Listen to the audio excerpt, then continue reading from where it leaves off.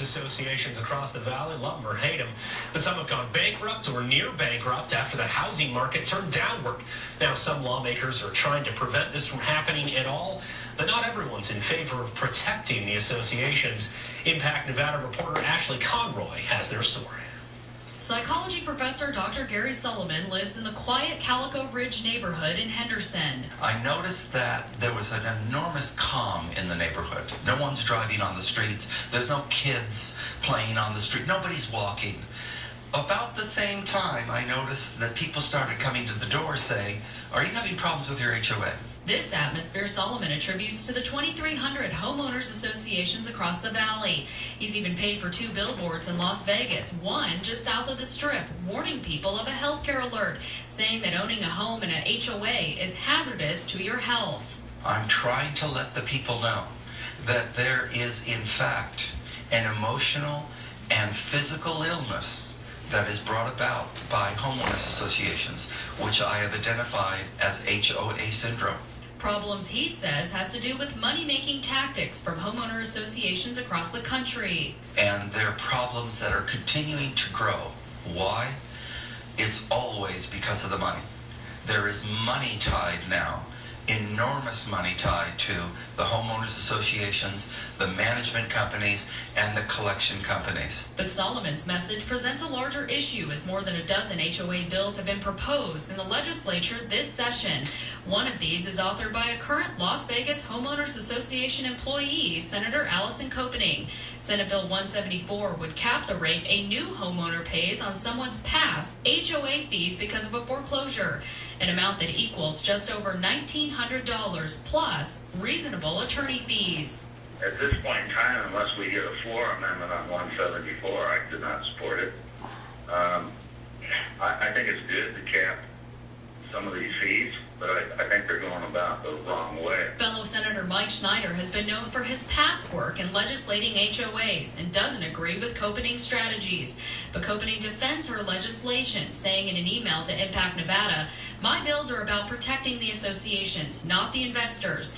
Most people do not understand the association is made up of all the people that live in that community. When we talk about protecting an association, we are talking about the members of that association." Meantime, attorney Michael Buckley is one of 30 people from a working group created by Copening to propose HOA legislation. As chairman of the Common Interest Community and Condominium Hotels Commission, he says the problem stems from the amount of foreclosures in the state and the lack of funds paid back to HOAs. And I do think the fundamental issue is that associations are, they're dipping into their reserves. Out here at Lake Las Vegas is a prime example of what happened during the housing bubble. Homes foreclosed, people couldn't pay their mortgage, and then couldn't pay the homeowners association. And the end result is they went bankrupt. Bankrupt or not, the question is whether $1,900 plus attorney fees is reasonable. A fee Buckley, Copening, among others, helped decide. And, does it seem like that's a fair amount for people, for the next home buyer? This is the speech that I have to make to everybody, and that is that common interest communities are so different throughout the state. And different is right. Buckley says that some luxury high-priced condominiums in Las Vegas charge around $1,500 a month for HOA dues, whereas some single-family neighborhoods in the valley may charge $35 or $25 a month. It's hard to say what is reasonable, I'm not in the collection business, and I didn't really have a feel myself for what these numbers are, and I kind of listened to what I heard.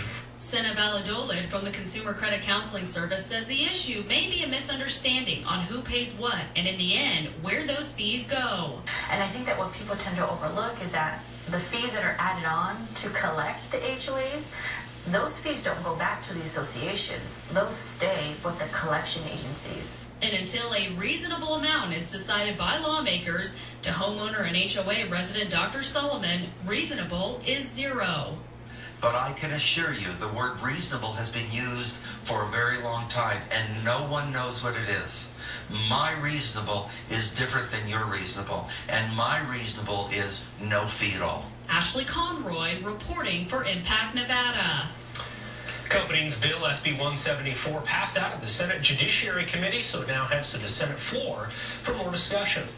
The debate over mining and taxes continues to be a topic of contention in Carson City. The Nevada Tax Commission agreed this week to review regulations surrounding deductions being taken by the industry.